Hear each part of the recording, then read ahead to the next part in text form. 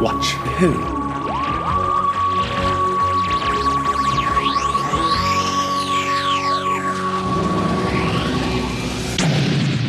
Hello! Hello! And welcome to Watch Who, a Doctor Who podcast. I'm Mark. I'm Sarah. I'm a Doctor Who fan. I'm new to watching Who. Watching for the very first time. Very first time. You saying it slightly different completely threw me. Yeah, I know. Well, I just thought I'd mix it up a little bit. I know. I wasn't prepared. Well, welcome everybody. It's the season 23 Doscars! Yes! This is the episode where we look back on the season we've just watched and give our verdict on our winners, things we liked, things Our we losers. didn't like, our losers. Yeah, I didn't want to say losers. But yeah, so here we are, season 23. Crazy. For listeners at home, I want to paint the scene right now, right? Mark will do the more imaginary scene. I'll paint the real scene. Me and Mark are on Zoom right now. Mark has a setting that makes him look like he's in the cinema on the cinema screen presenting the awards. And I have a crown. Wherever I move, my crown comes with me. And that's how we're doing the awards this evening. We are, in the courtroom scene. In the courtroom. Obviously, for Trial of a Time Lord, the 14-episode epic that we've just watched. That's why Mark's on the big screen. I've just thought as well, for this season, I didn't really go into much of my jury duty service, did I? So I might have to add in. I was ready. I was waiting all these years for when we got to Trial of a Time Lord, so I could tell everyone about my jury service. But basically, for this whole season, we've got the cast of the whole story here. The jury is back. All those Time Lords that were sitting in the background for the whole time, they're here again. Were they a jury? I thought they were just watching. Yeah, I suppose not. They were just watching. The watching Time Lords The are watchers. here. And yeah, everybody else is here as well, aren't they? The Valiar, the Inquisitor, Yeah. Blitz, Dibber, Katrika, Murdine, Drathro, Kiv, Syl, Crozier. And you're looking at me like you don't remember any of these people at all. I remembered a few. There were a lot of names there I did not know. Considering this is the shortest season we've done, we've only done 14 episodes, 4 stories, so it's not like it was a long time ago. And yet, well, it was for us. Well, I suppose we had longer gaps in between recording, but Life has got in the way a little bit this time. and also it was only one story, so it shouldn't be that different each time. But never mind, we will see. Also, when we started remember. the season, I was really stressed, and now I'm not as stressed. We've ended the season with me not feeling as stressed, so I feel like a lot of the early stuff is just like in some stressed part of my mind that's no longer there. Maybe the Doscars will help give this story a better memory. I don't... Bring it back to me. It'll hopefully bring it back. Oh, but I also should give a little shout out to one of our YouTube commentators, because we are on YouTube as well, everybody, who said, what's your name? DB Levillatify. Anyway, you've got one of these complicated YouTube names. They said, how do the guards in this episode and Vengeance on Varos not get a shout out from Mark for being hot in 1985 at the age of 9? No, actually, I'm not going to. Hey, it's out there. It's already out in the public. Anyway, please give them a shout out at the Doscars. So Syl's guards, basically, that Yeah, were to be carrying him in fair, this thing. I mean, yeah, So- I remember them. The ones So- carrying him around topless. Yeah. We should Yeah. have done. I mean, Well- I should have noticed that as well. Well, they are here tonight. They're off duty, having a drink. What you on at the about? bar. They're carrying me around topless. Who's topless? You. No, they don't. Oh my god, no. It's not like. You said they're carrying me around topless. Not quite, no. Anyway, okay. Anyway, please welcome Sarah and her guards.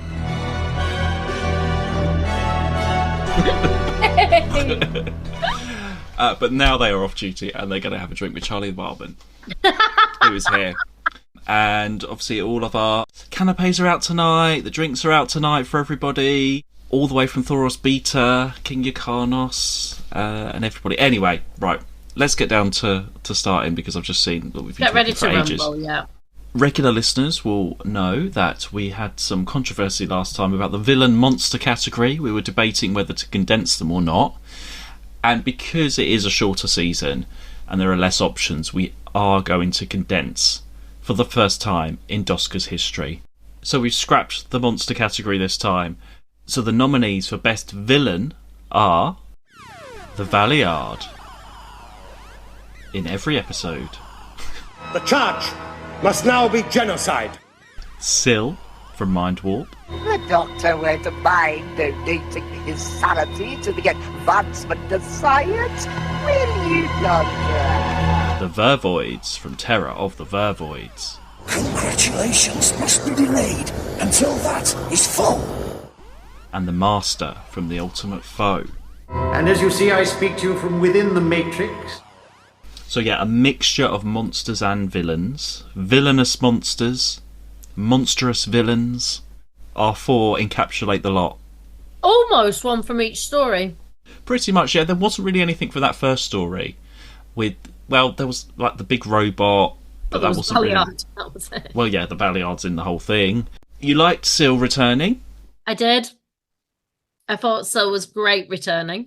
Yeah, he's like, because we haven't really had a monster, like the 60s where they seem to always be coming back, or big thing, to have a monster from the 80s that is a returnee is quite rare, because they're usually this one-off thing, aren't they? Is this his second appearance or third? I was trying to work it out. It's his second. It feels, because the first time you have him, he's great, but this time felt so much more rounded. It was on Vengeance on Varos the last time, the reality TV. So he wasn't sort of he was a part in a larger story. This was more of about him, and there's more going on, I think, for him in this one. He was going to be in the cancelled season, the one that before that he was going to be in a story, and that was him and the Ice Warriors. And if I remember rightly, something like he was selling jumpers to someone. There was on a cold planet or doing something selling jumpers, or in league with the Ice Warriors, something like that. There's an audio of it. So have all those that didn't get made been made into audio? Yeah, they did them. That's interesting. About 15 years ago. They all went back. They are terrible, though. They are some of the worst. Because I was thinking, as like an extra, I mean, not that we probably would have done it to listen to some of those ones, like the one at Blackpool with the toy maker and stuff. But they are so bad. Is it bad because they were made for TV rather than audio, and they've used the script? Stories. They've all been adapted, but they're like not edited down. Some of them are just ideas of scripts. They weren't fully done, so someone's written the rest. They're like 2 episodes, but they're about hour and a half each. Some of them. Oh. They're just overly long. I think they wanted to be like as authentic as possible, so they didn't want to like cut stuff out. I don't know why. I just find them really hard to get through. They're like so authentic that they're actually terrible, and there's a reason why they're lost, maybe. So that I wouldn't recommend them. I'm sorry. There's not any good ones there at all. And there's more than like 6. They did like 9 or 10 or whatever, like other sort of ideas or other scripts that were sort of rejected at the time, maybe, or wouldn't have actually made it through. Really bad. But the Syl one, I mean, it's a nice idea, but I know, and it's nice to sort of fulfill it for the actors and stuff. I couldn't put you through. I've put you through like all of these TV shows. I would never put you through those Lost Stories out of anything. Out of anything we're going to watch, anything we do, they are absolutely terrible, I'm afraid. Thanks, Mark. I'm sorry. Now everyone's going to like tweet and say they're brilliant, but no, they're terrible. I appreciate it. But Syl has done other like newer audios, like specially written for audios. He's come back and done quite a few. So that's great. And the actor always comes back and does the same thing. So yeah. Anyway, and with the Vervoids, my poster at school got taken down, probably because they were so horrific. So had an effect on somebody. Yeah, I think they're great. I like the plant. I like the ones. Yeah, you like the overall design and stuff. There was one at the Doctor Who experience. It was in like a canister. Like I've got a picture of it. Like there's the head, the mask, and then because like the body is like just a plastic onesie, it was just all stuffed together. So it was just like this flat thing in a jar of a Vervoid, which was a shame. I'd like to see a proper Vervoid. The Master. And the Master, you love the Master. I love the Master. It's an odd appearance for the Master in this, but the Master, I think, just... It's always nice when the Master comes back. It feels like having a supporting character return. Well, who has won for this season? Yeah, and the winner of Best Villain is... the Valiard! Yeah. I mean, I think it's probably quite obvious. I hope so. He's in it throughout. It's a really good twist at the end in that last story when he really gets to come into his own with it. But yeah. Yeah, that twist really makes it. And, I mean, it's not the best dialogue throughout the whole thing. He's got to stand there for nearly 14 episodes and argue with the Doctor and interrupt all the stories. And he does it really well. He's a great actor.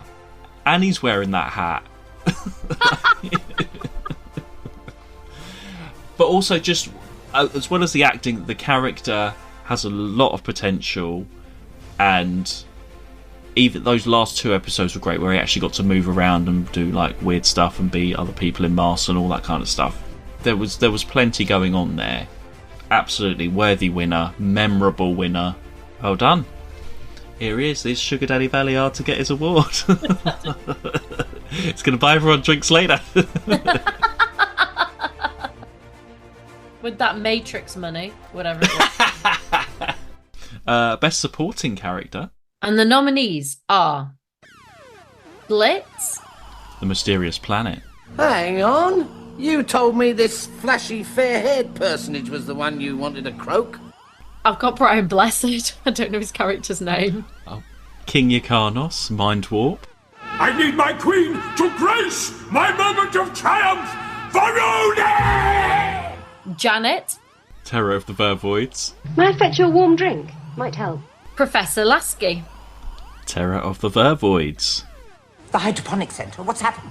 Well, yeah, it is difficult when it's one story, because we've had, well, it's 4 sections, but because the characters come in and out, they have to really stand out the whole thing. So Glitz obviously comes back and is a bit more recurring. I think he's quite memorable. I like him. I don't know if you. I thought you would like him more, actually. I think he's a good character. There's some stronger characters, though, I feel, like once we get to Vervoid stories. Well, that's what. Yeah, I just thought you would find him funny, but he was a bit wordy, wasn't he? He just sort of was. It's the dialogue, actually, I think. Well, also, he's just quite... I am thinking of the same one that appears twice, yeah? Yeah. He's also quite one-dimensional in that... We've had it before. I just try and get what I want character. Do you remember the Northerner that we had? With that Northerner? We're really going back now. It was about halfway through a story, and then suddenly... Or maybe it was a Londoner. I can't remember. That Cockney guy, actually. I think it was Cockney, not Northern. Drax. Yeah, like randomly Drax comes on. And actually Drax is a bit of a very similar character to this. Like Drax made more of an impression because it was almost so over the top big. Whereas Glitz was good. That's not a diss. But like for me, maybe it was just that, I don't know, when you're that sort of character where you're kind of like just after the job and the money and like you're supposed to be a little bit naughty, I feel like you kind of have to be a bit of a bigger character as well. King Yrcanos, we both loved him. Yeah. He made Brian that story. Great. Absolutely excellent. Janet? You love Janet. No, I was just about to say, why have we got Janet here? Why did we say Janet? Oh, she does a lot. And we just love Janet. She knows everything that's going on that on the not everything. Spaceship. Well, no. She knew everything. There wouldn't have been a murder to solve. I think it's because she was always around. She did support in that way. We just loved her. Yeah, she was quite We fun. just agreed Janet is not responsible for this. We knew that, and we were like, this is not Janet's fault. Yeah. Janet's just doing her job. She wants to get to the end of the line so she can go out to the pub, have a drink, and then maybe get on the next ship and do her job again. But like... yeah, she's just doing her thing. And Professor Lasky. Who we love in the purple jumpsuit. In her gym, in her space gym. And Yeah. all she wants to do is just work out. All she wants to do is her workout. She's just constantly, she just wants to get her workout done, and everyone keeps disturbing her. Yeah. She's like, guys, I've got another 60 reps to go. I just need to get it done. Yeah, so they're a memorable lot. I mean, there wasn't many others that came up. Supporting was really difficult for this season. I think just like to define what is supporting in a story where the whole point is the lines are blurred. Well, they're usually people that join our main characters for the whole story, sort of a bit like a companion role that help out. But we just didn't have that because everyone's sort of in and out and they've got their own agendas. And there's not really anyone. I mean, yeah, Glitz was probably the nearest in terms of that, a companion role at the end. But I think what was hard in this was that it was supposed to not feel quite right. So when we're watching it and they look back and go, no, that's not how it happened and stuff like that. So it's really hard to like define those, what is supporting in the same way, because they're just additional to moments. Maybe things don't quite feel the same fit. And I feel this season we've chosen people that maybe just because we liked them more than what they contributed. yeah. Well, there's no Miss Hawthorns in this story, in this season. No, there's no one like that. There's no...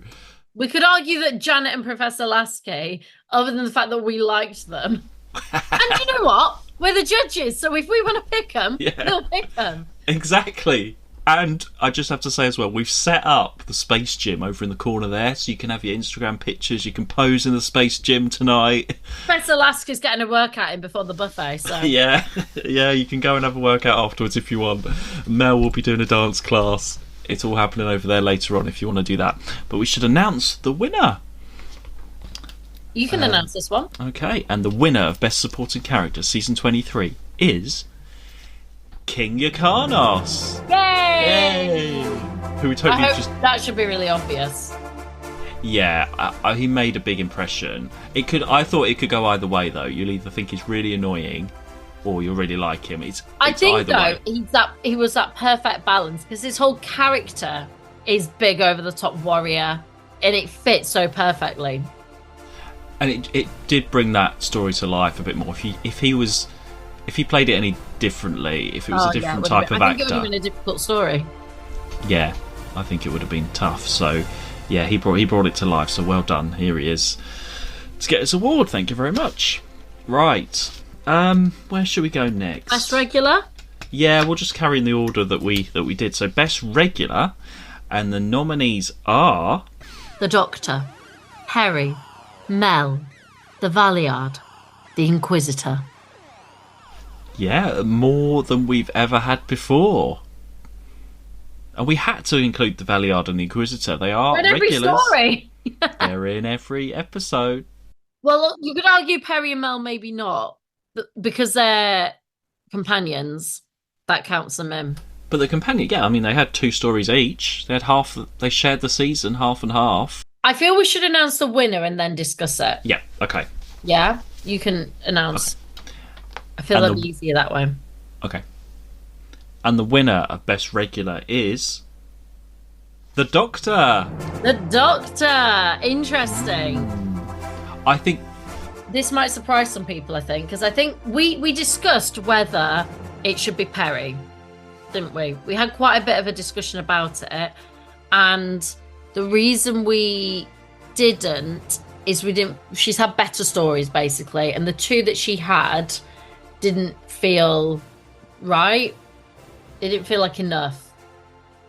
Well, she had a lot to do in her last story, and I think it was quite close, because I could have given it to her on that, because she really showed finally all the different character things that we wanted from her in her last story. It always happens whenever the companion actually gets something good to do and actually fulfills their potential. You know they're on their way out. Yeah, It was too little, too late, unfortunately. And actually, that first story, although the relationship with the Doctor and Perry was good, it wasn't a good story for either of them. That first one, it didn't really do much. So it could have been Perry.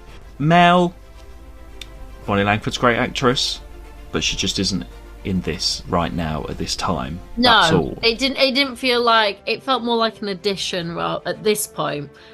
Yeah, the characters made a great impression to begin with, but in terms of best for the whole season, it's not her time. Valliard, I mean, he's won best villain. Great acting again. But Valliard and Inquisitor, other than that last story, like their scenes are just these really odd, dotted. I mean, it's such a shame for the Inquisitor because all she has to do is just shout at them and do some writing with a space biro. She doesn't even get up and walk around very much. She has the. It's like when they're trying to clear the room. That's about it. But even with her character, she's not written. I suppose, being like the judge or whatever, you can't have that character or emotional input. So it's a thankless role to play from the off because you are playing the judge. And what judges are? I mean, there's Judge Judy, but apart from that, there's no other like judges that sort of. She could have played, yeah, but she could have played it like Judge Judy a bit. At least you get a bit more back and forth with Judge Judy. She could have played it. Well, she wouldn't know, but Judge Rinder would have been a good. Like... Judge Rinder. Okay, who would do the trial? Judge Rinder or Judge Judy? Judge Rinder for sure. I don't know. I prefer Judge Judy. I feel like Judge Rinder would bring like the. My dad used to love Judge Rinder. He was like, really? Yeah, he's really like focused, but there's sort of like a campness to it, like a sort of like a, yeah, take no shit in my courtroom, but also a humour with that. Yeah, she didn't have any of this, unfortunately. But the Doctor, okay, he was interrupting all those scenes, but he played them really well. His whole character overall is calmer. There was a bit of a wobble in that Perry's last one. We didn't like him in that, but there's reasons for that. And I think by the end, it's a fully justified... He's really solid when it comes to him and Mel. That shows how sure he is in that character, because there's like he's so solid of who he is as a character by that then, and those two, it carries it really well. He's just come on so much, and you know, all that stuff with the cancellation with just Colin Baker general, and I was saying about that script editor did that interview saying he was terrible and didn't think he should be the Doctor and all this stuff. Poor Colin Baker really went through it, and fandom didn't treat him very well around this time at all. They were being horrible. As it went on, he always came out last in like the polls of like the best Doctor. For years and years and years, he was always like the lowest, like nobody liked him, and his outfit didn't go down well. But you know what? It's turned around because that's interesting. I think actually that's the fandom a lot of the time. Well, I think there's several things, because one, Colin Baker is great with the fans. He does all these events. He does, like, if you look, he does like an event a week nearly. Yeah. For all these years, he's like the president of the Doctor Who Appreciation Society. He does anything and everything. He will do anything. He's brilliant at that, and he's great with all the fans. I think the costume for like nowadays, there's like cosplayers and stuff, and you want to stand out and stuff. It's gone the other way, where people actually wear that and they spend thousands because of that coat and get all the materials and everything and stuff. Yeah. I saw someone at an event. They got exact replica. They got like all the different bits of material from the same places that manufactured that. Oh my god! Actual coat, and all like people go to great lengths to like recreate that outfit and wear that and sort of be proud of that, rather than be like, oh, isn't that like the worst outfit? It's totally turned around. And also the audios. So the audio started in over 20 years ago. He's been doing audios, all these Doctors, and they made a conscious decision to do this kinder, nicer version of the Sixth Doctor. He wasn't shouty, and so the version of the Sixth Doctor on audio turned everyone around to the character as well, and was like, actually, he's really great. He can do this. So he's like went to the top of the polls for like the best Doctor doing the audios and stuff, and he's still doing them now, and that turned it around. So Colin Baker's been through it in Doctor Who. Out of anybody, he really has been through it. But he's great. He's so nice. There we go. That's my speech about Colin Baker. The next category, story. Best story. Okay, so breaking down into 4. So we have The Mysterious Planet, Mind Warp, Terror of the Vervoids, and the ultimate foe. What do you want to say? Should we just say the winner? Okay, let's say the winner. Let's say the winner, everyone. And the winner of best story is The Vervoids. Yay, Terror of the Vervoids. We love a murder mystery, we've said that. We've said that. It was definitely the strongest of the stories. Yeah, it just had that better structure to it, less interruptions, or when there were... Even for a first story for a character, it was good. Yeah. Oh, it reminds me, I'm reading a new murder mystery book, right? This one, it's like antiques dealers and murder mystery. Oh. It's really good. You love a murder mystery. Well, we both do. We love murder mysteries. Yeah. Yeah, that's really good at the moment. I can't remember what it's called. I've only just started it, actually, today. But it's like Miss Marple meets antique dealers. It's brilliant. I'm trying to read that book that you told me about, but you've told me so much about it, it's really hard to read. Oh, what, Metronome? Oh, yeah, I told you the plot. I didn't know you were going to read it the there. Entire plot. I read this book called Metronome. I recommend it, everybody. It's like a dystopian thriller. But, yeah, when I told you about it, I didn't think you were going to read it, so I told you the whole plot, and it's once you told the plot, there's no point. Yeah, I'm really trying, but it's hard because I'm like, well, I know what's coming up. Look out, read Devil's Breath instead, the other murder mystery about the lady with the plants, the Amelia guitar lady. That's very Terror of the Vervoids adjacent. Devil's Breath. That is good. Sorry, back to Terror of the Vervoids. Yeah. I always like this one. They're very distinct, all the different stories. There's different, each section does stand out on its own because Mind Warp, and people online agreed as well, like, it's just got this weird sort of feeling about it, sort of off feeling about it that you don't really feel very comfortable watching it sometimes. But I suppose Terror of the Vervoids is the opposite. It's quite sort of cosy. You've got Mel doing her aerobics. There's murder. It doesn't feel particularly scary, but there's good moments. Like settled into it by that third story. It's almost like they've had that massive break. They've come back, and by that third one, everyone's very settled. We have a new companion. That's a different energy. Like, it feels very... All the issues of the previous 1 and 2 are sort of... They're not existent. And then the fourth one's just rounding up that entire arc.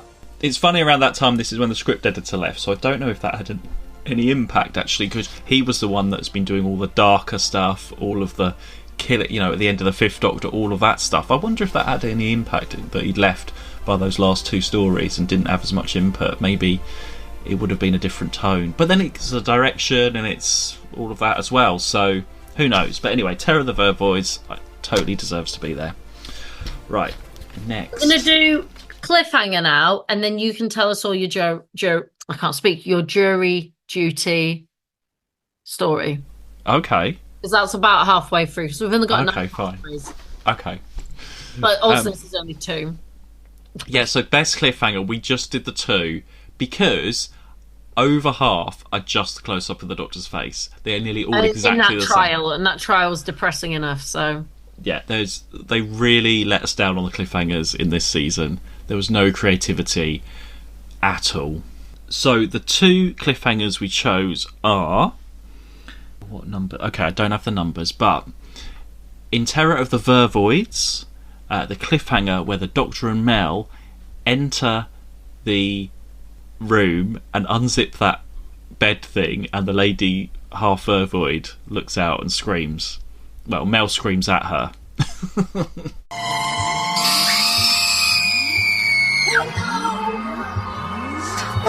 in tune, in key.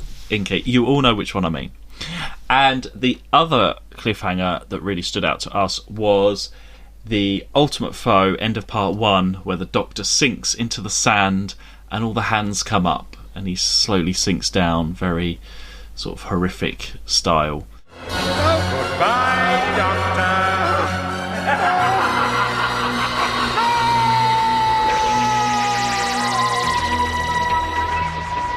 It does end up with the Doctor's face shouting, but he's shouting in the mud, so it's a bit different. So, would you like to tell us the winner? Yeah, and the winner of Best Cliffhanger is... The Doctor in Sand. I was waiting for you. So I was like, "Are you going to say the name? Are you going to describe it? What are you going to say?" The Doctor in Sand. The end of the end of episode 1 of The Ultimate Foe. Yeah, I mean that is great because we haven't had that for a long time. That weird sort of it's not real, like surreal moment. That's what actually we miss. And when they do happen, they really stand out because it's not just there's so many, even before this season, so many. It's just the Doctor's face, just being like, or someone's gonna shoot him. It happened in the Fifth Doctor all the time. It happens right through. They're so uncreative, and it's like he's not going into the Third Doctor. Some of those cliffhangers we had, he'd be like, we called him Action Man Doctor, but he'd sort of be jumping off something, or it'd be something dramatic and big. And now we just have a close-up in a room of his face. Like, I don't know. It wasn't the best season for cliffhangers, but that Doctor in the Sand one felt like a bit of a moment. It felt like something was happening.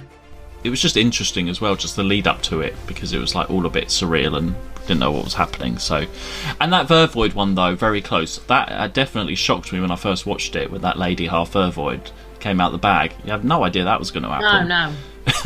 Or the bed, or whatever she zipped up in.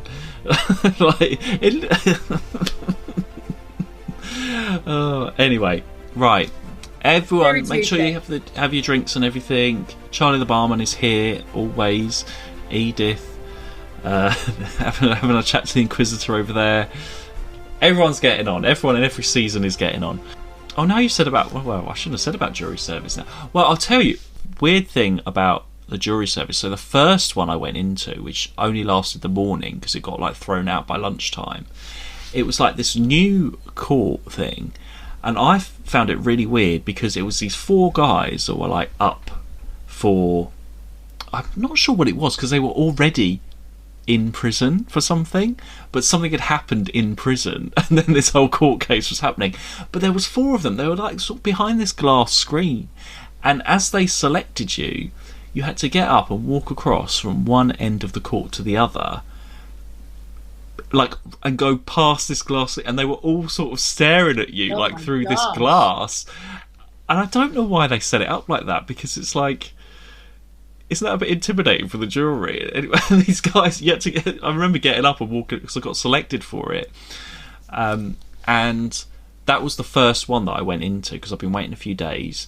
So for context, Marcus always wanted to do jury duty. Oh my god, always wanted to do jury service. Then the letter came through, didn't it? Yeah. Like Mark is over the moon, and basically had to beg his work to let him do it. Oh, it was fine. They would have let me. They were like, "Can we go with Mark without Mark? Sorry, for 2 weeks. We'll have to make it work because we know how much this means to you." Oh, it was brilliant. And that first one, it was really scary, and they went through all the stuff. They showed this CCTV footage, but I felt like nobody was prepared. It was a bit of a weird one, because one of the lawyers' phones went off in the middle of the talking about it. I think what had happened is these 4 guys are in prison. They all shared like a cell or whatever, and they had accused one of them from like hiding drugs or something on him, and they like assaulted him for like trying to like search him for drugs. And I was like, you're already in prison. Surely this shouldn't be happening. If you've got it on CC, like, what else are you gonna do? So that was a bit of a weird one. I remember the judge looked a lot like Jean Marsh, and then we all went through everything. We all had to they went through the procedure. So every time they got to tell the jury what's going on, all of that. They set it all up. They went through everything, and they were like, right, we're gonna break for lunch. So we would go off for lunch. And then we came back and they were like, yeah, it's not happening now. They've thrown it out. They've cancelled it. After all however months of like planning and all that work for those people. Yeah, so that was the first one. I was like, oh, is that it? Is that all? But then I got the other one, which was like a longer, and that was so great. It was so much fun. I cannot... It was about 10 days, wasn't it? It went on a while. There was a weekend break over it. I remember that. It went on that long. Yeah. It was just fun. It was just great. And those Time Lords at the back in Trial of a Time Lord, that's not the best acting. They should have been engaged. They should have been watching those stories. I just think they're taking watching. notes. I don't think they're the jury.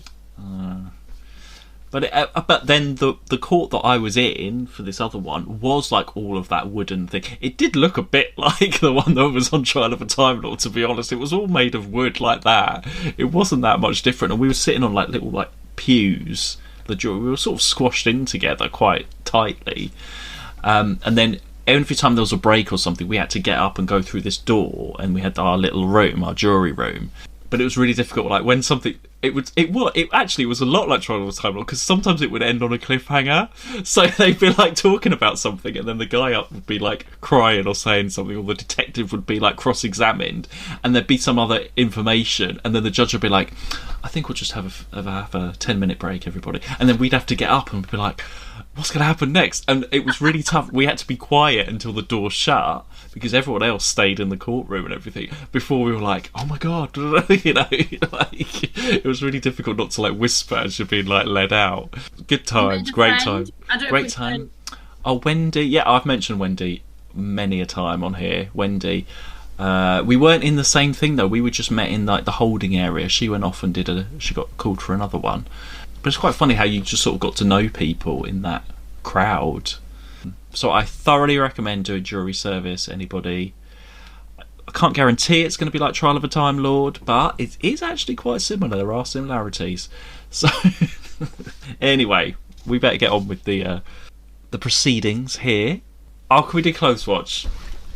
Okay, here we go. I'm going to try something with this. So the close one. Let's all head over to the catwalk, everybody.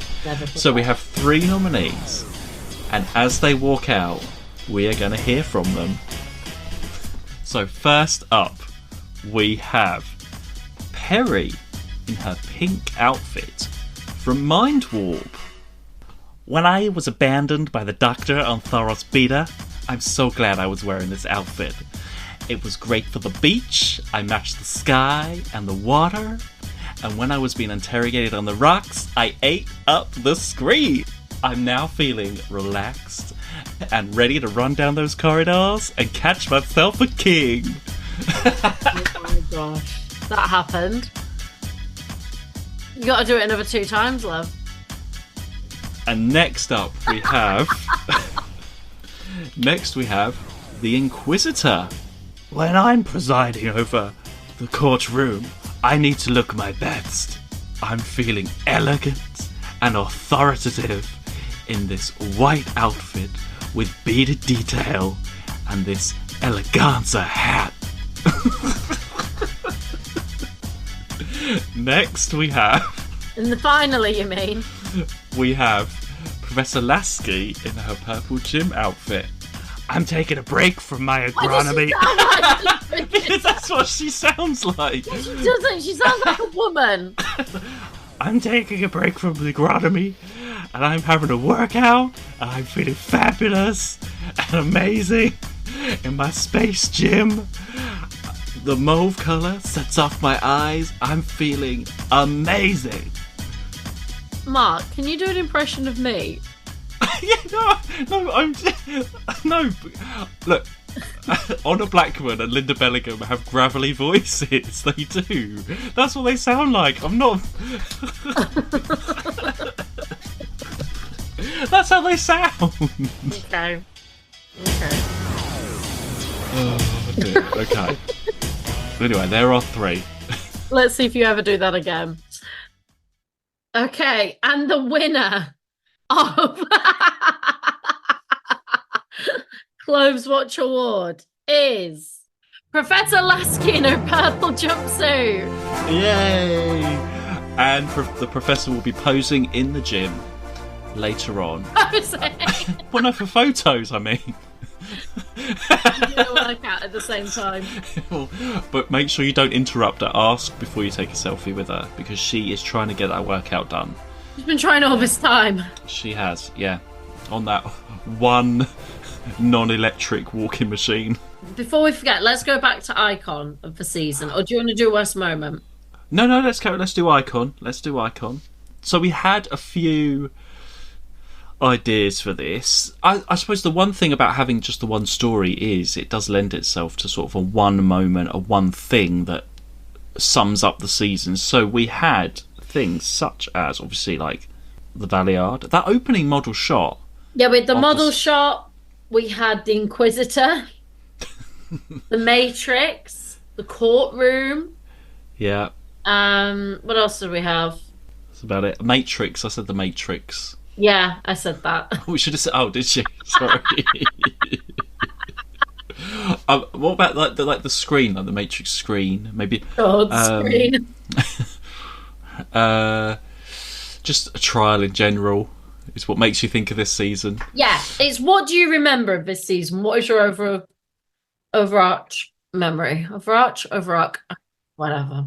Please let us know. What is the icon? When we get to this point in the Doscars, I start losing it. So, and the winner of Icon of the Season is the courtroom. Yay! Yay. Well, it had to be. It absolutely had to be. It's like the thing of the season. Just those constant interruptions back to the courtroom. If you look, I don't know if it's just on the Blu-ray or not, it looks really badly made. Like where the doctor's sitting in this little booth, it's just like sticks of wood that have just been sort of stuck together. It's really terrible. It's so cheap, and I feel so sorry for them for being like weeks on end having to do all those courtrooms scenes in one go. Did they film it in order? They think they did all the courtroom stuff first. I was going to say, which must have included the last story. I suppose so, yeah. There's a lot of the courtroom in that last story. Yeah, so I think they did all the outside stuff with the other stories first. Because Perry would have done her 2 stories first and all of that. So they would have done... Maybe they did that, then the courtroom, and then the other stuff with Mel, maybe. Oh my god, yeah. What? I mean, I don't know if it was a cost-cutting thing, but I don't know. We could have just had... A courtroom is a courtroom, isn't it? Like... Yeah. I mean, but it's Icon of the Season. Sorry, I'm delving into worst moment territory here. It wasn't... We're not criticising. It's just that's what you think of, don't you? You just think of the courtroom and all those scenes. I mean, iconic in which way, we do not know, but it's iconic. It does lead nicely to the next category, though, which is... Worst moment, yes. So, the nominees for worst moment are... Perry's death. You killed Perry? We had to act. It not being clear in Mind Warp what was real and what was not with the Doctor's character. Confess to what? Your guilt, your bungling, your Alpen friends, everything. You must help the mentors, Perry. You must help me. Just sidebar for that. I've put unclear direction, but I read it as uncle or direction. Yeah, sidebar. All the courtroom interruptions. Watch, Doctor. Watch and listen carefully. And the bad cliffhangers. The charge must now be genocide. For all that's going on in this season, there are a lot of things that didn't work. We thought that we were going to have like 2-3 nominees for these, like each category, and we only had to limit the cliffhanger. We managed to fill these quite well, really, didn't we? And last moment, we did not struggle finding things. It's unfortunate because these are the things that actually spoil the enjoyment of quite a lot of the season. Okay, so Perry's death. Are we saying, just to be clear, because she didn't die? It just feels a bit unjust the way it's done. There's no real closure to it because even the doctor's like, is she dead? And turns out she's not. I think they should have stuck with it. They should have had her die in that way and not go back on their word later on, because that's what they were going to do. I think it ruins it when you've just got, oh yeah, she stayed with the king, and they put a pink heart thing around the screen and show a slow motion clip. If you're going to do that, bring her back and have her part of the action and help sort it out. Or amazing shock, Katarina style death, and she gets brain transferred and blown up. Amazing, and that's memorable. Leave it there, and the Doctor can deal with it, and that could be part of the emotion and stuff later on. Don't have this sort of halfway, oh, yep, she's dead. Oh, actually, she's not. Limp ending. Yeah, it was all a bit murky and just not clear. I was convinced she was alive because I was like, there's no way you've just killed a character off that badly. I just think that's sort of committee behind the scenes being like, we can do this. Oh, no, we should do this. Oh, we should do... Like, I just don't think someone needed a clear vision this is what we're going to do with Perry and this is the impact, but it just didn't happen either way. So, yeah. Not clear direction in Mind Warp, a massive thing for us. It annoys me every single time when I watch it because I don't want to see the Doctor being like that. But if he is being like that, I want it explained, even if it's later on, and we see that clip again in a different way, and it's like, oh, that's been manipulated. To not let the audience in on that is a mistake. All the courtroom interruptions, I mean, that was the worst thing for you. Yeah, it really annoyed. It just broke up the story. You lose all your momentum. I think a few people on Twitter said that as well, didn't they? I think everyone has a problem with that, yeah. Yeah. And then the cliffhangers. I mean, we really struggle with cliffhangers. They weren't great. Just a bit. I know. And they're not flattering on Colin Baker. They sort of go up his chin. They do the up zooms a lot sometimes as well. They really don't get his good angle sometimes as well. I feel so sorry. And it's not just a zoom. It's his whole face in screen. I know. I mean, oh dear. Not a good all round. No, and it's not exciting because it's like they're bickering already, and then they just bicker, and then at the end it's like, well, we know that he's up for trial. We know that there's this. It's just no. Would you like to announce the winner of Worst Moment? Oh, I'd love to. And the winner of Worst Moment, season 23, is All the Courtroom Interruptions. Yay! I don't think that's a surprise to anyone. Yeah. Really. Objection! It's the hero. It's not a surprise. I tried to interrupt you then. But I was going to say objection, hero award. Can we please carry on with the proceedings now? Gladly. Right. Hero award. Now, first time ever again, Doscars history. We went to the people. We had to ask for some nominees here because we just couldn't think of hero. It's this type. It's the 80s as well. People aren't heroes in the 80s like they were in the 60s and the 70s. They're not, though. No, you don't get those same kind of people. You don't get the moment. Also, it's just the nature of this story, like this story arc. You just don't get it in the same way. So we had a few, and then we asked people on Twitter. We had two. And then we had Mel going into the Matrix and Brian Blesser going to destroy the experiment. Yep. That's literally all we had. But we added a few more after people got in touch with us. So the nominees for hero are the Doctor for calling out the Time Lord's corruption. All my travellings throughout the universe, I have battled against evil, against power-mad conspirators. I should have stayed here. King Yrcanos for rallying up and going to destroy Crozier's experiment. 2 gods, 2 of us. We fight like warriors. Murdine helping the underground people to join the tribe of the free. We were not meant to live like this. And Mel going into the Matrix after the Doctor. The Valiard's illusion has deliberately taken advantage of the Doctor's romantic nature. Okay, would you like to vote? Yes. I'm not saying anything. You vote. And then... Okay. I was going to say, I think it would be the first one. How was it worded? The Doctor for calling out the Time Lord's corruption. Yeah, that one. That is a whole arc of the season as well. But it really, I mean, it's very in the Doctor's realm to do, but actually to stand up in that way, I think is, like when I read that, I was like, that's a really good one. And I agree with it. So. Okay. Well, I have voted as well. Yes. Who did you vote for? I voted for Mel. Of course. Going off after the Doctor. Only because I feel like it shows her character. She's that everyday, she's that person stepping up. Yeah. And being like, okay, I'm in this situation. I have no idea really what's going on. But I'm just going to zap through that door into a world of complete unknown and go after the Doctor. Yeah.